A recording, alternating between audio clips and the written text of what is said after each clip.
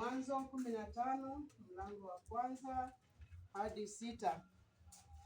Baada ya mambo hayo, neno la Bwana likamjia Abrahamu katika ngozi, likanena, usiogope Abrahamu, mimi ni ngao yako na thawabu yako kubwa sana. 2. Abrahamu akasema, Bwana Mungu, utanipa nini nami niende zangu hali sina mtoto, na atakaye miliki nyumba yangu ni huyu Eliezeri Mdamasiki. 3. Abrahamu akasema, tazama, hakunipa uzao na mtu aliyezaliwa nyumbani mwangu ndiye mrithi wangu. 4. Nalo neno la Bwana likamjia likanena, huyu atakaye kurithi, bali atakaye toka katika viuno vyako ndiye atakaye kurithi. 5. Akamleta nje, akasema, tazama sasa mbinguni zihesabu nyota, kama ukiweza zihesabu. Akamwambia, ndivyo utakavyokuwa uzao wako. 6. Akamwamini Bwana, naye akamhesabia jambo hili kuwa haki. Bwana abariki maandiko. Amen. Mungu Baba, Mwana na Roho Mtakatifu, wewe uliyejaa neema na uaminifu, mfalme u pamoja nasi mchana huu wa leo, tunasema ni asante kwa sababu ya kutupa kibali kwa ajili ya kusikiza neno lako. Tunakushukuru mfalme kwa ajili ya kutupa uhai ili tukafike hekaluni mwako. Nakushukuru Jehova kwa sababu ya kuona ni vema nikasimame mbele ya walio wako Mungu, ili kwamba nikatangaze lililo lako. Zaidi sana Jehova, ninachokiomba ni kwamba neema yako iliyokuwa ikaweza kushuka, ili kwamba Bwana nikalinene neno hili jinsi unavyotaka katika jina la Yesu. Achilia ufunuo wako mfalme katika kila hali. Utukuzwe na upewe sifa Bwana, maana Roho wako Mtakatifu anaenda kutuongoza. Masikio yetu Jehova mfalme yakawe masikio ya kusikia, ili kwamba Baba tukaweze kuwa na hali ya kutekeleza neno hili kwa utukufu wa jina lako. Asante kwa sababu wewe unaweza. Katika jina la Yesu Kristo naomba na kukushukuru. Amen. Bwana Yesu asifiwe. Amen. Bwana Yesu asifiwe. Amen. Naomba unisalimie katika jina la Yesu. Nisalimie tu mahala pale ulipo. Amen. Ninakupenda na ninapenda kuwa katika nyumba ya Bwana kwa sababu ana kusudi na maisha yangu mchana huu leo. Amen. Amen. Tumelisoma neno lake Mwenyezi Mungu, na neno hili ni tamanio langu kwamba likatusaidie. Tamanio langu kwamba likaturekebishe. Tamanio langu kwamba likatutie moyo tunapoendelea kulisikiza. Maana huu ndio uhai wetu katika jina la Yesu. Bwana Yesu asifiwe. Amen. Neno hili ambalo tunaenda kulisikiza nimelipa kichwa matokeo ya imani. Matokeo ya imani. Bwana Yesu asifiwe. Amen. Kitabu hiki kwanza kabisa kiliandikwa na mtumishi wa Mungu aliyekuwa anaitwa Musa. Kiliandikwa na mtumishi wa Mungu Musa. Musa ambaye aliona kichaka kikiteketea. Musa ambaye aliitwa na Mungu kwa ajili ya wana wa Israeli. Musa ambaye alitumwa Misri kwa ajili ya kuwaleta wana wa Israeli nyumbani katika nchi iliyokuwa teuliwa na Mungu kwa ajili yao. Bwana Yesu asifiwe. Hii ni nchi ya Kanaani. Musa akiandika kitabu hiki alikiandika miaka ya 1440, kati ya 1440 na 1400 kabla ya kuzaliwa kwake Yesu Kristo.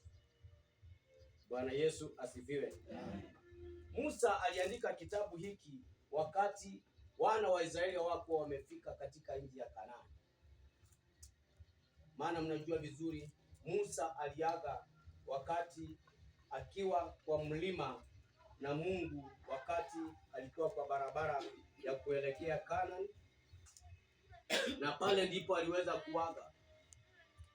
Aliaga akiwa na Mungu mwenyewe. Hakuna yeyote anayeweza kusema kaburi la Musa liko wapi, maana alikuwa na Mungu mwenyewe. Bwana Yesu asifiwe. Amen. Bwana Yesu asifiwe. Amen. Kwa hiyo tumesoma neno hili litusaidie. Neno hili litujulishe. Neno hili litufundishe. Maana ni kwa neno tu. Biblia inasema kwamba mwanzo kulikuweko na neno. Na neno hili lilikuwa na Mungu. Na neno hili alikuwa ni Mungu. Hili ndilo neno ambalo tunalisoma leo. Na hili ndilo neno ambalo tungependa liweze kutusaidia. Maana ni Mungu mwenyewe. Bwana Yesu asifiwe. Amen. Ambia jirani yako usiogope. Hauna umeanza kuogopa. Umekuona umeanza kuogopa. Ambia jirani yako usiogope. Mungu yunao. Mungu atakusaidia. Amen. Katika kitabu hiki ukirudi nyuma kidogo utakuta kwamba kabla Musa afike katika kiwango kile, Abraham afike katika kiwango kile cha kunena na Mungu, kuna mambo Abraham alifanya, ama Abrahamu vile wengine wanajua, lakini neno hili limeandikwa kuwa Abraham. Mwanzo kabisa alikuwa anaitwa Abraham. Kuna mambo ukisoma mstari ule wa kwanza, Biblia inasema kwamba baada ya mambo hayo neno la Bwana likamjia Abraham katika jozi likinena, usiogope Abraham, mimi ni ngao yako na thawabu yako kubwa sana. Bwana Yesu asifiwe. Amen. Kumaanisha kwamba baada ama kabla Mungu aanze kunena na Abraham, kuna mambo yalifanyika pale nyuma. Kuna mambo alipitia, kuna mambo yaliyatenda, kuna mambo aliyaona pale nyuma kabla ya Mungu kunena naye. Ukisoma katika mlango wa 13,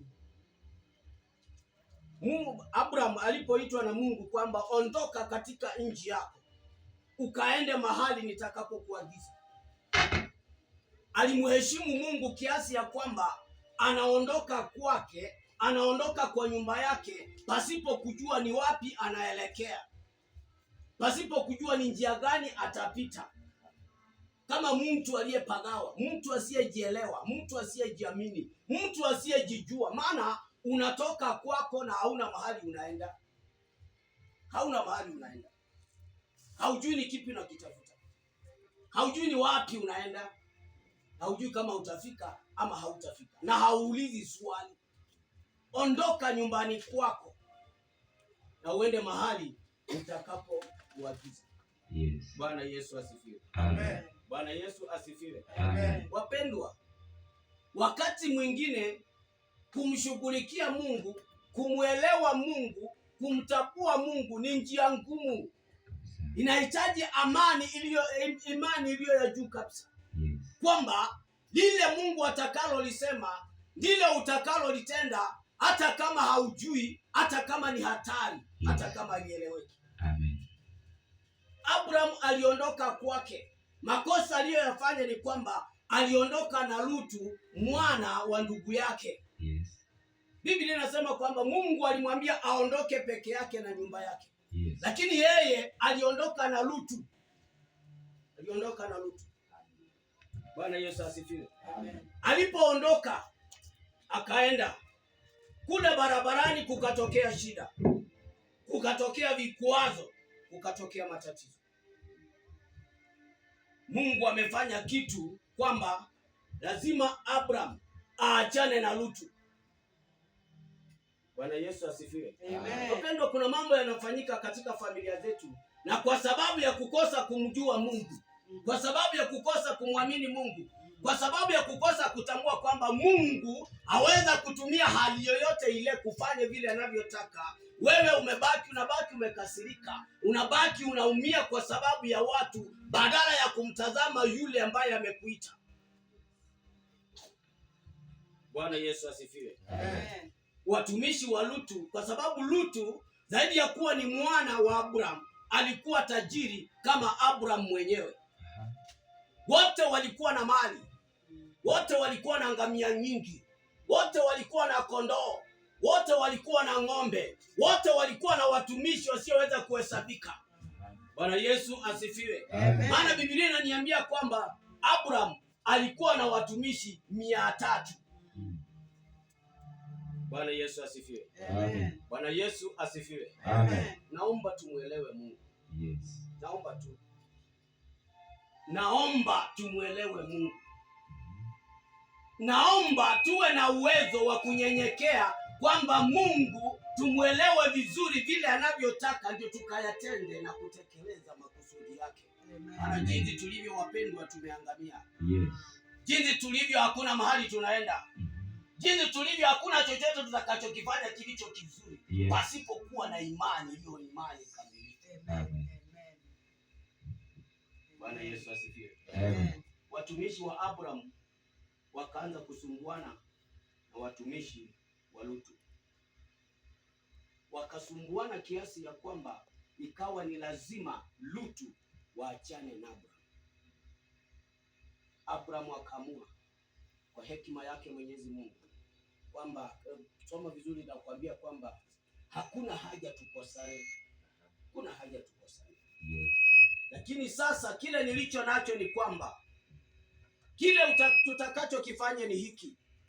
Kile tutakachokifanya ni hiki. Yes.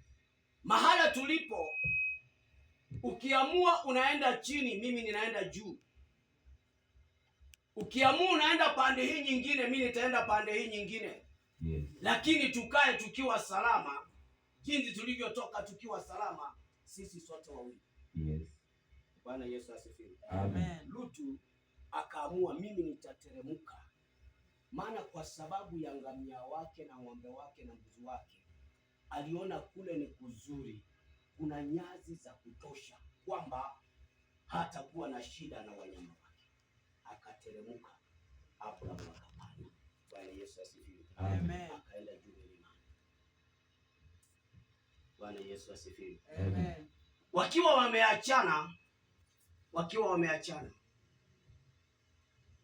zaidi, unajua kwamba ukiachana na mtu lazima kuna kitu kitafanyika katika maisha yako. Yes. Wao waliachana na wakaishi vizuri. Lutu akiwa anaishi kule chini na Abraham anaishi kule juu alikopanda, kulingana na jinsi Roho wa Mungu alimwelekeza. Amen. Amen. Bwana Yesu asifiwe. Amen. Muda baadaye, wakati fulani baadaye katika maisha yao kukatokea vita. Wafalme wanapigana. Falme zinapigana na falme zingine. Yes. Katika hali ile ya vita, Lutu akashikwa, akatekwa pamoja na watu wengine. Baada ya kutekwa, akapelekwa katika kufungiwa kwenye walipelekwa kule.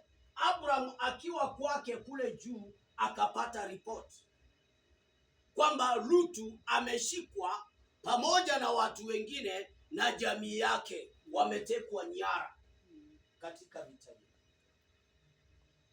Bwana Yesu asifiwe. Amen. Biblia inaniambia kwamba kuna mmoja aliyetoroka vita vile. Kuna mmoja aliyebakishwa na Mungu katika vita vile.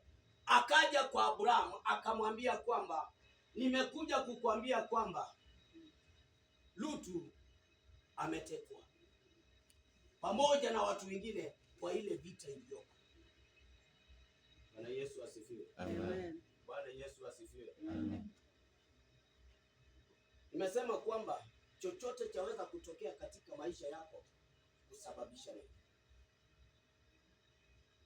Kwa sababu Abraham ndiye aliyekuwa na imani ile, imani iliyosimama.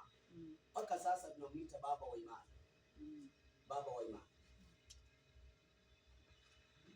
Hakuomba mtu kitu na hakuuliza mtu kitu, na yeye hakuwa mfalme. Alikuwa yeye na watumishi wake. Yeye na watumishi wake, hata mtoto wake na watumishi wake. Biblia inasema aliwagawia vyombo vya vita.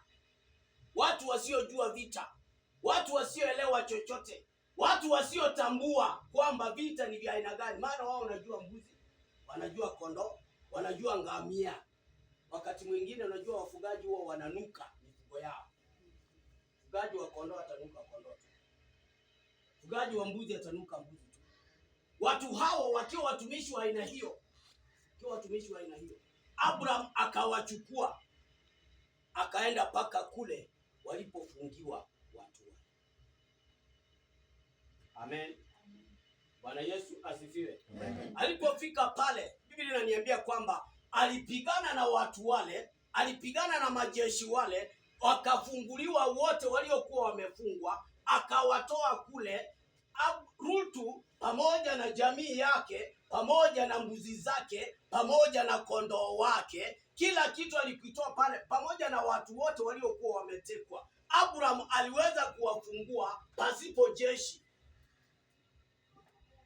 Bwana Yesu asifiwe. Aliwafungua pasipo jeshi, akawarejesha nyumbani.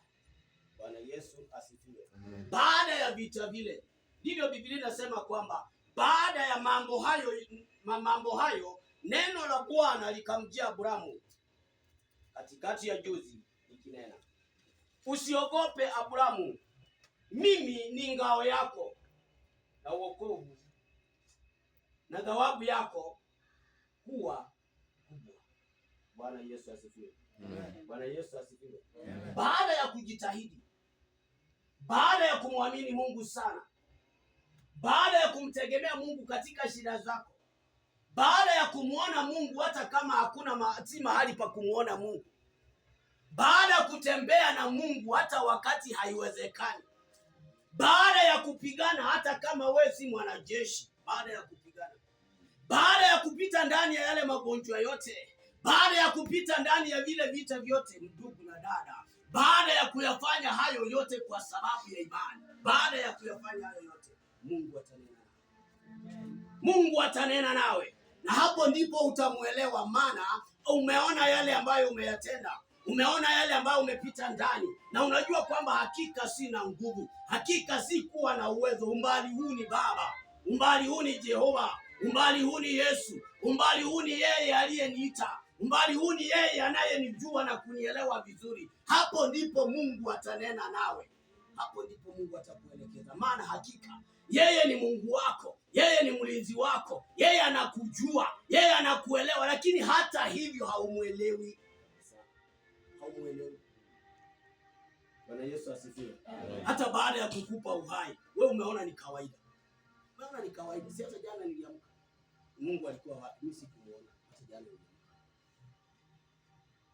Si hata jana nilitembea, hata nilikuwa kazini. Sasa hata leo niambie ni Mungu, si mimi. Bwana Yesu asifiwe. Amen. Bwana Yesu asifiwe. Amen. Mpendwa, Mungu anakutafuta vizuri. Mungu yupo pamoja nawe. Mungu anakuelewa. Mungu anakutambua. Mungu anakujua. Anakujua. Hata kile unachokifikiria sasa, hata wakati huu ninaponena, Mungu anaona. Mungu anatambua vizuri. Lakini kile ambacho kitafanya Mungu aingilie maisha yako ni imani yako kwake. Imani yako kwake. Muamini hata wakati hawezi aminika. Mtegemee hata wakati hauwezi mtegemea, maana huoni sababu. Hauoni sababu. Hauoni sababu. Wapendwa, tumekosa sababu ya kumtegemea Mungu kabisa, kabisa, kabisa katika maisha yetu. Ndio sababu tunaweza kuomba tukitaka. Na kama hatutaki tunaweza acha kuomba. Mara bado tutaishi tu. Bado tutaishi tu. Bado tutaishi. Ni mwanzo wa mwaka. Ni mwanzo wa mwaka, tunahitaji mabadiliko. Hatuwezi ishi katika hali hii kwa sababu ya imani duni, kwa sababu ya imani isiyoeleweka. Lazima kuwe na kubadilika. Bwana Yesu asifiwe. Amen. Bwana Yesu asifiwe. Ikiwa kweli Mungu aliyetuumba ndiye aliyetuita mahali hapa, lazima tuwe na tofauti. Lazima tuwe na tofauti. Know the God you are serving.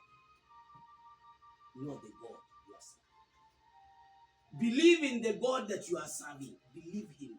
Believe him that he will change the situations in your life. Whatever you are going through, Mungu anajua. Hakuna kitu ajue, hakuna kitu ajue. Mungu anajua kweli. Mungu anajua tu. Mungu anajua. Si ati imemshinda, anatazama roho yako. Anatazama mawazo yako kwake yeye ambaye alikuita. Bwana Yesu asifiwe. Amen. Bwana Yesu asifiwe. Amen. Kiendelea vizuri, Abrahamu anamwambia Mungu kwamba Abrahamu akasema, Bwana Mungu, utanipa nini? Nami naenda zangu hali sina mtoto, na atakaye nimiliki nyumba yangu ni huyu Elezieri. Bwana Yesu asifiwe. Yaani katika hali zote zile Mungu amepita na Abrahamu. Bado hajaamini kwamba Mungu anaweza fanya kila anataka. Hajaamini, bado anaambia Mungu, nini nitalipia? Ni kipi hicho utanipatia Mungu? Na sasa hivi mimi sina mtoto. Kwa hivyo atakayeniridhi ni huyu mtumishi. Sina atakayeniridhi. Ndipo Mungu anamwambia Abrahamu, toka nje. Na Yesu asifiwe. Amen. Toka nje. Tazama juu. Ikiwa unaweza kuhesabu nyota zile zilizo angani, ikiwa unaweza kuhesabu, hivyo ndivyo uzao wako utakaokuwa. Ameharibu kwa sababu uzao wangu mimi niliye bila mtoto watatoka wapi? Watakuja aje? Kwa njia gani? Maana mimi mwenyewe sina mtoto. Lazima niwe niko na mtoto ama niko na watoto ndio nijue katika watoto hawa kutatoka wajukuu. Hata kama nimeona nyota, nyota wanakuwa tu. Nyota wanakuwa tu. Hata kama leo ndio unaniambia niangalie. Hata kama ni leo unaniambia niamini.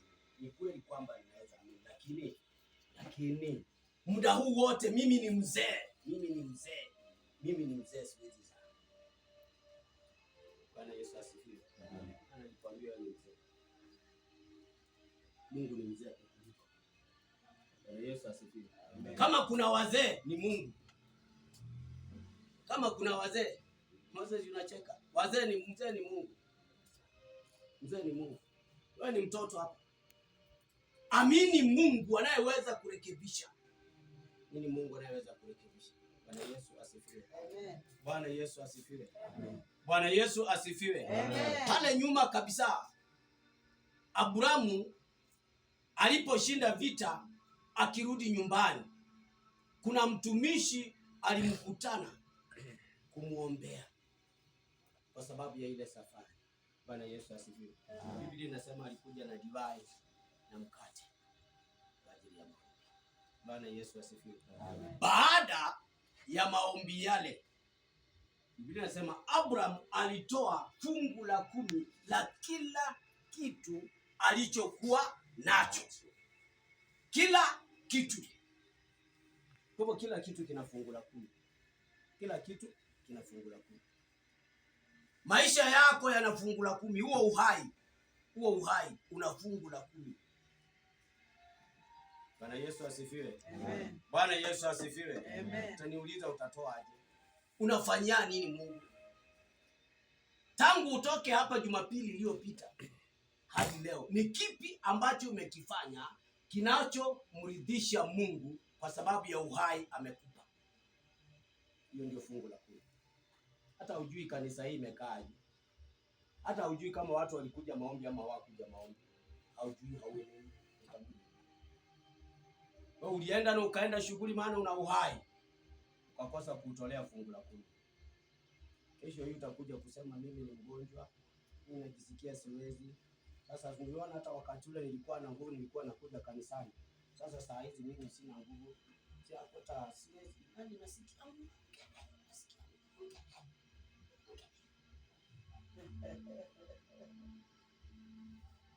Bwana Yesu asifiwe. Mpendwa, kazi tunayomfanyia Mungu ndiyo inayomridhisha Mungu, na hiyo ndiyo tutakaozawadiwa kutoka kwa hiyo kazi. Abrahamu akatoa fungu la 10 la mali yake yote. Kama alikuwa na kondoo alitoa fungu la 10 yake. Kama alikuwa na farasi alitoa fungu la 10 yake. Kama alikuwa na kuku alitoa fungu la 10 yake. Kama alikuwa na mashamba alilima alitoa fungu la 10 yake. Na kama alikuwa na pesa baada alitoa fungu la 10. Bwana Yesu asifiwe. Imani iliyo kamilifu. Unajua vitu hivi vyote ni vya Mungu, hata mimi ni wa Mungu. Mimi mwenyewe ni wa Mungu. Na Mungu akitaka nisikuje hapa, sitakuja na sitafika. Atafanya vile alifanya Musa. Aliposema kwamba hatafika Kanaani, mambo yaliishia mlima. Bwana Yesu asifiwe. Amen. Bwana Yesu asifiwe. Amen. Mpendwa, Mungu anakuhitaji. Mungu anakuhitaji. Amen. Mstari wa 4 unasema, nalo neno la Bwana likamjia likinena, huyu hata kuridhi, bali atakayetoka katika viuno vyako ndiye atakaye kuridhi. Bwana Yesu asifiwe. Mungu anaendelea kuharibu kwamba huyu unayemsema atakuridhi hawezi kukuridhi. Lazima awe ni wa uzao wako. Lazima wewe umzae. Na Abraham ameona yeye ni mzee. Ameona yeye ni mzee. Sasa anauliza Mungu, kwa sababu vitu vile vingine vyote ambavyo vilikuwa umenipatia kama paka mtoto hujanipatia, sasa ni nini kingine utanipatia? Ni nini hicho kingine utakachonipa? Nini hicho kingine utakachonipa? Bwana Yesu asifiwe. Amen. Bwana Yesu asifiwe. Amen. Mpendwa, omba Mungu akuonyeshe ni kipi anachokifanya. Omba Mungu ufunguliwe macho, uelewe kwamba kuna kitu Mungu anafanya katika maisha yako. Omba Mungu akujulishe kwamba si mapenzi yako kuwa jinsi ulivyo, ni mapenzi yake Mwenyezi Mungu uwe jinsi ulivyo. Omba Mungu akuonyeshe kwamba hata kama mwaka uliopita ulikuwa na shida, ulikuwa na matatizo, alikuwa pamoja nawe na alikuona, na saa hizi ako pamoja nawe pia. Atatenda jambo lililo mpya, si kama lile, lakini ikiwa imani yako ingali kwake. Waweza kuwa umepoteza imani kwa sababu ya mambo ambayo ulipitia. Waweza kuwa umeona shida nyingi kwa sababu ya matatizo na vikwazo ambayo roho yako imerudi nyuma. Mwambie Mungu akusaidie. Mwambie Mungu akurejeshe tena. Mwambie Mungu akutie moyo tena. Mwambie Mungu umerejea tena. Mwambie Mungu baada ya yeye kukuvukisha mwaka, umetambua kwamba hakika anakupenda. Baada ya yeye kukuvukisha mwaka, ni wengi hawakuvuka mpendo. Ni wengi hawakuvuka. Mstari wa 6 Biblia inasema, akamwamini Bwana naye akamhesabia jambo hili kuwa haki. Bwana Yesu asifiwe. Bwana Yesu asifiwe. Amen. Mstari wa 5, akamleta nje akasema, tazama sasa mbinguni. Kazihesabu nyota kama ukiweza kuzihesabu. Akamwambia, ndivyo utakavyokuwa uzao wako. Mstari wa 6, akamwamini Bwana naye akamhesabia jambo hili kuwa haki. Bwana Yesu asifiwe. Amen. Bwana Yesu asifiwe. Amen. Abrahamu ametembea na Mungu. Abrahamu amenena na Mungu. Abrahamu ameelezwa na Mungu. Abrahamu ametembea katikati mwa vikwazo. Hata yale Mungu ambayo anayafanya Abrahamu haelewi. Lakini jambo la mwisho inasema kwamba alimwamini Mungu. Imani yako ikamrejelea Mungu. Imani yake ikarejea katika mapenzi ya Mungu. Imani yake ikasikia kwamba hakika huyu ni Mungu. Akamhesabia Bwana mambo hayo yote kuwa ni haki. Bwana Yesu asifiwe. mfalme wa wafalme yuko pamoja nawe. Na siku ile utakayemhesabia kwamba mambo yote ambayo anayanena, mambo yote ambayo anayasema katika maisha yako ni haki, mambo yatabadilika. Kila kitu kitabadilika katika maisha yako. Yale ambayo yamekuwa kinyume na maisha yako yatakuwa upande wako, kwa sababu umemhesabia Mungu kuwa haki.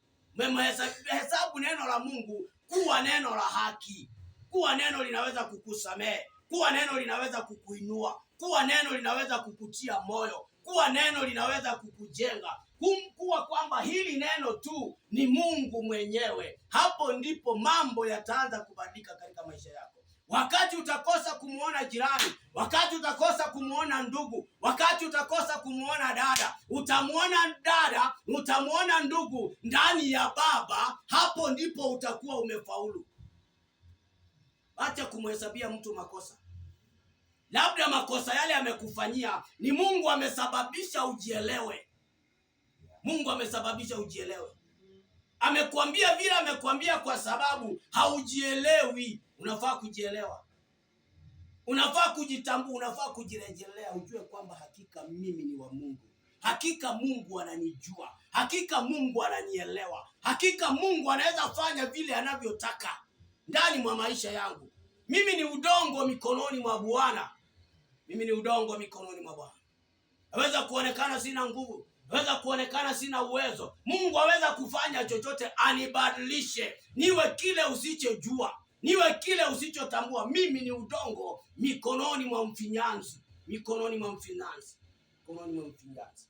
Jiachilie, jipeane kwa Mungu.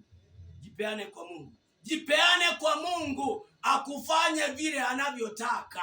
Akufanye vile anavyotaka. Acha kujisumbua na mambo. Acha kujitesa na mambo. Acha kuona kwamba Mungu hayupo. Acha kuona kwamba Mungu hayupo. Bwana Yesu asifiwe. Amen. Bwana Yesu asifiwe. Amen. Ndugu amekwambia tuambie nilala hivi. Na kukakucha. Na kukakucha. Na siku ikafika. Na paka leo yupo. Bwana Yesu asifiwe. Amen. Bwana Yesu asifiwe. Amen. Kimbilia palipo patakatifu pa Bwana. Bwana Yesu asifiwe. Hata kama hakuna kitu atafanya uone amefanya. Ujinga wetu ni kwamba tunataka tuone saa hiyo amefanya. Hata kama amefanya ndani yako uelewi, hauelewi. Unataka kuone kila kitu yani ni kama atafanya na mikono, akufinyange hivi, kufinyafinye, kubadilishe, ndio ujue Mungu amefanya. Bwana Yesu asifiwe. Amen. Mawazo yetu yabadilike. Imani zetu zibadilike. Tumuone Mungu. Bwana Yesu asifiwe. Amen. Tumuone Mungu aliyetuita. Tumuone Mungu aliyetutuma mahali hapa. Tukamupe nafasi atufinyange, atende jinsi anavyotaka kutupitia sisi. Maana kuna jambo Mungu anataka kutenda. Bwana Yesu asifiwe. Amen. Bwana Yesu asifiwe. Amen. Usiogope Abrahamu. Usiogope. Bwana Yesu asifiwe. Amen. Usiogope. Mimi ninakuambia usiogope. Maana mambo yote unayoyapitia Mungu anayajua. Mambo yote unayoyapitia ndio sababu unapita na bado unakuja kanisani na bado unaona na bado unajua kwamba uko. Ni kwa sababu uko pamoja na Mungu. Mungu huyo huyo ambaye uko pamoja nawe atakubadilishia mambo. Kila jambo litakuwa sawa katika jina la Yesu. Bwana Yesu asifiwe. Amen. Usiogope. Usiogope. Abrahamu angeogopa kwenda kumtoa ndugu yake Lutu, maana hana jeshi, angekufia huko. Angekufia huko na hawangepatana tena. Lakini kwa sababu aliamua hata siambii mtu mimi ninaenda kukaa ile kutakaa. Hivyo ndivyo Mungu alifanya ile alivyofanya. Wewe unaamua nini mwaka huu? Ni kipi unachokiamua katika moyo wako kwamba utakitenda kwa ajili ya Mungu? Ni kipi ambacho unatarajia kwamba kikitendeka Mungu atakuwa amefika? Maana Mungu yupo. Mungu atatenda. Amtafuta Yesu akae moyoni. Amtafuta Yesu akae moyoni. Yesu Bwana karibu.